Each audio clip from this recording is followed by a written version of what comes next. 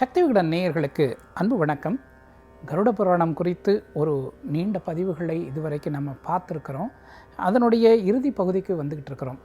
கருட புராணம் என்று சொன்னாலே அது ஏதோ ஒரு நரகத்தில் நடக்கக்கூடிய மோசமான தண்டனைகள், அதில் ஒரு ஆன்மா படக்கூடிய அவஸ்தை, இதெல்லாம் பற்றி பேசக்கூடியது தான் கருட புராணம் அப்படின்னு பல பேர் நினச்சிக்கிட்டு இருந்திருப்பாங்க.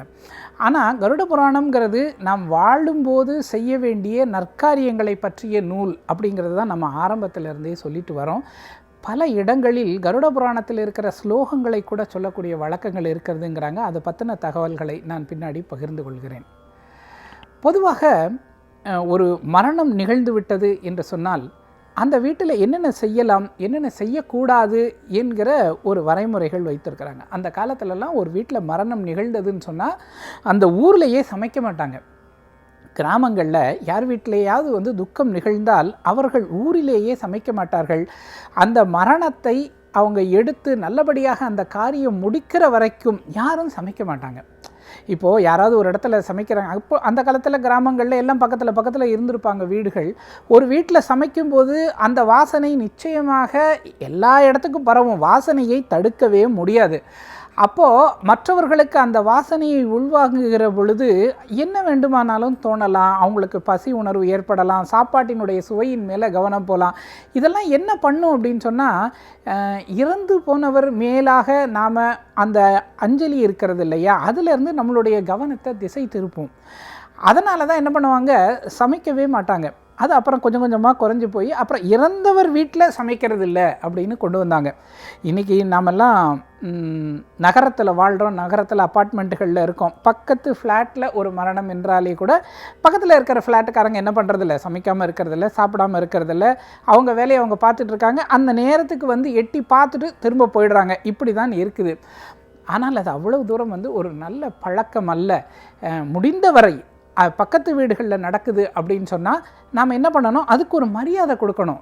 இறந்து போய் இருக்கக்கூடிய அந்த ஆன்மாவானது அங்கேயே தான் இருக்கும். அப்போ நாம் அதுக்கு மரியாதை கொடுக்கும்போது அந்த ஆன்மா கொஞ்சம், அது ஏற்கனவே ஒரு அவஸ்தையில் இருக்குது, தன்னுடைய உடலை விட்டு வெளியே வந்துட்டோமே அப்படிங்கிற ஒரு பெரிய அவஸ்தையில் இருக்குது. ஞானமடைந்த ஆன்மாக்களாக இருந்தால் ஆகா இது ஒரு விடுதலை அப்படின்னு நினச்சி சந்தோஷமாக இருக்கும். அடுத்து என்னவோ அதை பார்த்துட்டு போவோம் அப்படின்னு இருக்கும். ஆனால் அதை அடையாத ஆன்மாக்கள் அங்கேயே தான் இருக்கும், அந்த உடல்கிட்டேயே இருக்கும், இல்லை அந்த வீட்டுக்கிட்டேயே இருக்கும். அப்போது அதை சுற்றி இருப்பவர்களும் கொஞ்சம் என்ன பண்ணுறது நல்லது, அந்த சூழலுக்கேற்ப நடந்து கொள்வது நல்லது. சில இடங்கள்லாம் பார்த்திங்கன்னா பக்கத்தில் இருக்கும் ஒரு மரண வீடு இருக்கும், அது பக்கத்தில் இருக்கிற கடைகளெல்லாம் பாட்டு போட்டு அவங்க பாட்டு கேட்டுகிட்டே இருப்பாங்க. அதெல்லாம் கொஞ்சம் குறைத்து கொள்வதுங்கிறது ஒரு நல்ல விஷயமாக இருக்கும்.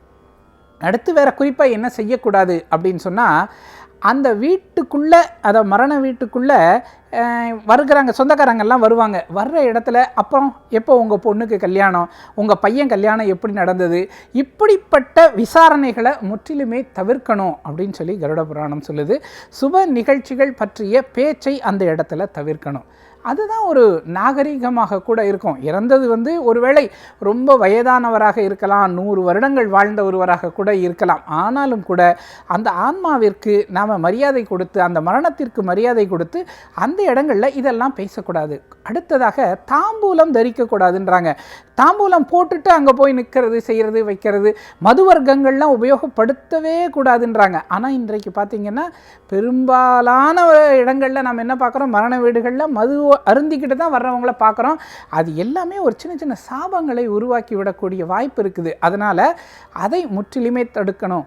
பொதுவாக மரண வீடுகள்லாம் பார்த்திங்கன்னா இறந்தவருடைய உடலை உடனே தரையில் கிடத்திடுவாங்க. தரையில் தான் ஒரு உயிரானது பிரியணும் அப்படின்னு சொல்லி கருட புராணம் சொல்லுது. படுக்கையில் இருக்கும்போது பிரியக்கூடாது அப்படின்னு சொல்லுது. தர்பை பாயை விரித்து அதில் அந்த எல்லையெல்லாம் அதில் போட்டு அதற்கு மேலாக என்ன பண்ணணும், அந்த மரணிக்க போகிறவரை கிடத்தி அவர் கையில் தர்பை புல்லை கொடுத்து அவரை தெய்வத்தினுடைய நாமத்தை சொல்லி அவர் அதை சொல்ல முடியாதபடிக்கு அவர் இருப்பாருன்னு சொன்னால் அவருக்கு பதிலாக நாம் தெய்வ நாமங்களை சொல்லி அவர் கையில் ஒரு துளசியும் கொடுத்தால் அந்த ஆன்மா என்ன ஆகுமா, நேரடியாக சொர்க்கத்துக்கு செல்லுமா. மோட்சகதியை சென்று அடையுமா. என்ன இருக்காது, இந்த நரகத்தில் போய் திண்டாடக்கூடிய அவஸ்தைகள் எல்லாம் இல்லாமல் பிரிகிற அந்த ஆன்மா இறைவனினுடைய திருவடியை சேர்ந்துவிடும் அப்படிங்கிறது தான் கருட புராணம் சொல்லக்கூடியது. ஆனால் அது நிறைய இடங்களில் வாய்ப்பு இல்லை. நம்ம பெரும்பாலானவர்கள் முடியாதவங்க கட்டிலில் இருப்பாங்க. அதனால தான் உயிர் பிரிந்த உடனே, இறந்துட்டான்னு தெரிஞ்ச உடனே தரைக்கு மாற்றி விடுகிற பழக்கம் பல குடும்பங்களில் இருக்குது. அப்படி செய்வது தான் சரியானது என்று கூட சொல்லுகிறாங்க. இன்றைக்கி நவீன காலம் வந்துருச்சு, அந்த ஐஸ் ஃப்ரீசர் பாக்ஸ்லலாம் வைக்கிறாங்க. இதெல்லாம் செய்யும்போதும் நாம் செய்யக்கூடிய முறையான சடங்குகளின் மூலம் அந்த பாவமானது முற்றிலும் விலகும் அப்படிங்கிறது நம்பிக்கை. அடுத்ததாக இறந்து போனவரினுடைய கை கால்களை எல்லாம், அந்த கால்கள் ரெண்டையும் சேர்த்து கட்டிடுவாங்க, தலையெல்லாம் சேர்த்து வச்சு கட்டிடுவாங்க. ஏன் கட்டுறாங்க அப்படின்னு பலருக்கும் தோணும், எதுக்காக அப்படி கட்டுறாங்க அப்படின்னு சொல்லிட்டு. நம்ம உடலில் 10 விதமான வாயுக்கள் ஓடிக்கொண்டு இருக்கிறது அப்படின்னு சொல்கிறாங்க. அந்த 10 விதமான வாயுக்களில் ஒன்று தனஞ்சயன் அப்படிங்கிற வாயு. அந்த வாயு தான் உடலில் உயிர் பிரிகிற பொழுது கடைசியாக நம்ம உடலிலிருந்து வெளியேறும். அந்த வாயு வெளியேறிவிட்டது அப்படின்னு சொன்னால் உயிர் பிரிந்து விட்டது, அந்த உடல் மரணத்தை சந்தித்து விட்டது அப்படிங்கிறது நிச்சயமாயிடும். அப்போது அந்த வாயு வெளியேறிய பிறகு அந்த உடலுக்குள்ளே திரும்பவும் போகிறதற்கு அந்த உயிர் முயற்சி பண்ணும். ஏன்னா ரொம்ப காலமாக இருந்திருக்கோம், வெளியில் வந்துருச்சு, ஏதோ ஒரு அவஸ்தை, வெளியில் வந்துட்டோம், திரும்பவும் அங்கே போக முடியுமா என்று அந்த ஆன்மா முயற்சி செய்யும். ஒருவேளை அந்த ஆன்மா முயற்சி செய்யலைன்னா கூட அதனுடைய விதி முடிந்து விட்டது அப்படின்னா அதால் திரும்ப உள்ளே போக முடியாது. ஆனால் பிற ஆன்மாக்கள் உள்ளே போய்விட வாய்ப்பு இருக்கிறது என்று சொல்கிறார்கள். அதனால தான் என்ன பண்ணுறாங்க, இந்த துவாரங்களை எல்லாம் அடைச்சிட்றாங்க. மூக்கு, காது, வாய் முதலிய துவாரங்கள் எல்லாத்தையும் அடைச்சிட்றாங்க. அப்புறம் கீழே இருக்கக்கூடிய 2 துவாரங்களையும் அடைச்சிட்றாங்க. அதை அடைக்கிறதுக்கு வழி என்னன்னா, 2 பாதத்தினுடைய அந்த பெருவிரல்களை சேர்த்து கட்டிட்டா 2 சேர்ந்துடும். அதன் பின்பு அங்கே அந்த துளை வழியாக உயிர் திரும்ப உள்ளே போவதற்கு, காற்று உள்ளே போவதற்கு எந்த வாய்ப்பும் இல்லை. அதன் மூலம் பிற துர் ஆத்மாக்கள் அதற்குள்ளே போயிடக்கூடாது அப்படிங்கிறதுனால தான் அப்படி செய்கிறாங்க அப்படின்னு சொல்கிறாங்க. சமீபத்தில் ஒரு அகோரி குருவினுடைய யூடியூப் வீடியோ ஒன்று பார்க்கறதுக்கு வாய்ப்பு கிடைத்தது. அந்த வீடியோவில் அவர் சொல்கிறாரு, தன்னுடைய தாய்க்கு மரணம் நிகழ்வதை அவர் பார்த்து கொண்டு இருந்தார். அவருக்கு அந்த அம்மா மரணத்து விட்டார்கள். அவர் சொல்கிறாரு, இந்த கால்களை எல்லாம் கட்டிடுங்கன்னு. ஆனால் கேட்கல. அப்போது அந்த இறந்த அந்த கணத்தில், அந்த ஒரு 2 கணத்துக்குள்ளாகவே இந்த ஆன்மா வெளியே போய் மற்றொரு ஆன்மா அவர்களுடைய தாயின் உடலுக்குள்ளே புகுந்து திரும்ப அந்த அம்மா உடலானது எழுந்து உட்காந்துருச்சு. அதில் உட்கார்ந்துருந்தது யார், வேறு யாரோ ஒரு ஆன்மா, யாரோ ஒரு அம்மா. அவங்க அம்மாவுக்கு அவங்களுக்கு சம்மந்தமே இல்லை, அது அவங்க பேசுகிறதுலே எனக்கு தெரிஞ்சது அப்படின்றாங்க. அதுக்கு சில பரிகாரங்கள்லாம் செய்ய வேண்டியதாக போனது அப்படின்னு அவர் சொல்கிறத நம்ம கேட்க முடிந்தது. மற்றபடி பார்த்திங்கன்னா, இறந்தவர்களுக்கு செய்யக்கூடிய அந்த இறுதி கடன்கள் செய்கிற இடங்கள் எல்லாமே ரொம்பவே சுத்தமாக இருக்கணும் அப்படின்னு சொல்கிறாங்க. அங்கே சாணம் விட்டு மெழுகி இருக்கணும் அப்படின்னு சொல்கிறாங்க. கோமயம்னா சாணம் தான், சாணத்தை விட்டு மெழுகி இருக்கணும்.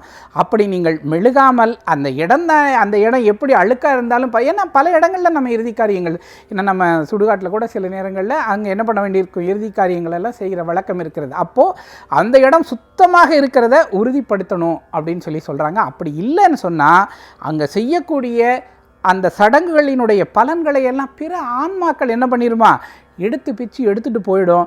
அப்போது உரிய அந்த ஆன்மாக்கு அந்த பலன் போய் சேராது அப்படின்னு சொல்கிறாங்க. இப்படி கருட புராணத்தில் பல விஷயங்கள் சொல்லப்பட்டிருக்கிறது. இந்த ஆன்மா அதாவதுங்க, குறிப்பாக பண்ணக்கூடிய சடங்குகள் எல்லாவற்றுக்குமே ஏதோ ஒரு காரணம் இருக்கிறது. அது நமக்கு தெரிகிறதோ இல்லையோ, இறந்த அந்த ஆன்மாக்கு கண்டிப்பாக புரியும். அந்த ஆன்மா நான் அந்த உடல் என்று நினைத்து கொண்டு இருந்தது, நீ அந்த உடல் இல்லைங்கிறத அதுக்கு உணர்த்தணுங்கிறதுக்காக தான் உடனடியாக அதை என்ன பண்ணுறாங்க, எரித்து சாம்பலாக்கி ஒரு டப்பாவில் போட்டு அதை மூடியும் வச்சிடுறாங்க. இப்போ இதை பார்த்தா அந்த ஆன்மாவுக்கு புரியும், ஓ நாம் அந்த உடல் அல்ல, அந்த உடல் அழிந்து விட்டது அப்படிங்கிற ஞானம் அதுக்கு வரணும். அந்த ஆன்மாக்கு அந்த புரிதல் வரணும். இதற்கு என்னதான் நம்ம கண்ணால் பார்த்தாலும் நமக்கு பல விஷயங்களை அனுபவிக்கும் போது தான் நமக்கு தெரியும். இல்லைன்னா நம்ம யாருமே தவறு செய்ய மாட்டோம். எவ்வளவோ பேர் தவறு செய்கிறத பார்க்குறோம். அப்போ அந்த தவறுகளிலிருந்தெல்லாம் நாம் பாடம் கற்றுக்கொள்ளுகிறவர்களாக இருந்தால் இந்த உலகத்தில் யாருமே தவறு செய்ய மாட்டாங்க. அப்படி தான், அதுதான் ஒரு ஆன்மாவோட இயல்பு, உயிரோட இயல்பு. இந்த உயிர் நேரடியாக பார்க்கிறது. ஆனாலும் அதால் உடனடியாக தான் அந்த உடல் அல்ல என்று உணர முடியாத ஒரு நிலை ஏற்படுகிறது. அந்த நிலையில் தான் என்ன பண்ணுது, அது அந்த வருத்தத்தோடே இருக்கிறது. யமபுரியை நோக்கி பயணத்துக்கு போகிறது. யமபுரியில் என்ன நடக்கும் அப்படிங்கிற செய்திகளை எல்லாம் பார்த்தோம்.